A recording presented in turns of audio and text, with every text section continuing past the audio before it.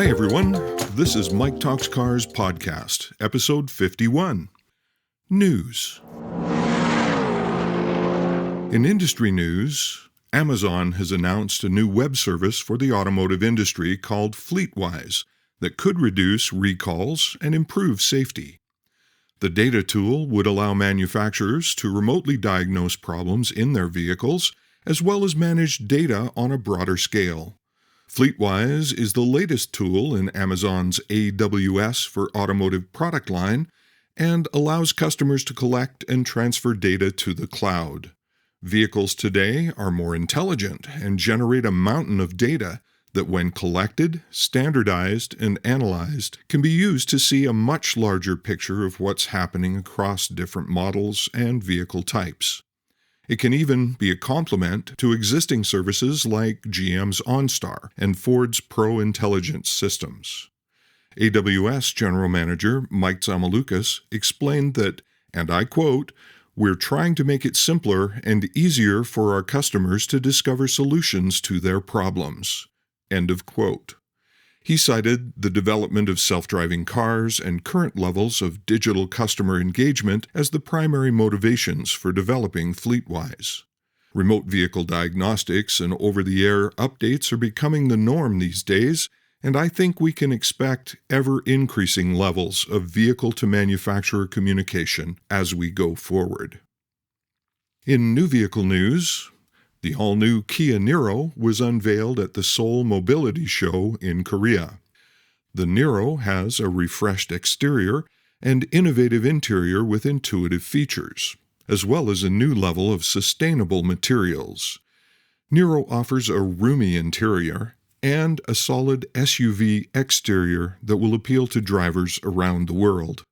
Kia also introduced their Green Zone Drive mode on their plug-in hybrid model, which can automatically transfer power to EV mode to prioritize using pure electric power.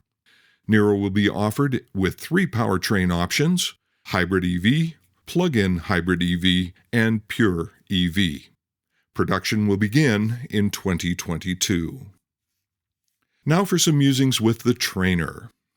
Looking at the complexity of today's automobiles and knowing that we're moving into a time when advanced features are becoming more and more available to the average customer, I feel it's important to talk about how customers interact with the vehicles they own. I once had a customer keep stressing to one of my salespeople that they really loved the steering wheel on the new car they were looking at. They were trading in a 6-year-old car that looked in really good shape. The customer watched as I got into their trade to appraise it, and when I pulled the tilt steering wheel lever and tipped the steering wheel into driving position, the customer actually jumped off a 4-foot-high veranda yelling, "What did you do?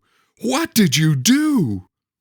I showed them, and they said, "I have hated this car from the day that I bought it because of that steering wheel. It was so uncomfortable." They had no idea what a tilt steering wheel was. And you may think, well, how dumb are they? But think about it. Things that are common to us might be so foreign to a buyer that the vehicle will stay in the exact same setup from the day the customer drives it off the lot until it comes back as a trade-in years later. Think of the first time a customer experiences adaptive cruise control or lane keep assist. It can be pretty jarring. Please don't let their first experience with things like that be when they're alone. Make sure the vehicle is set up the way the customer needs it to be before they take delivery. It may be the difference between a successful ownership experience and one filled with aggravation and disappointment. Remember, they will see you in the same light as they see their new vehicle. This is Mike Little reminding you that, hey, selling is fun. Go have a great day.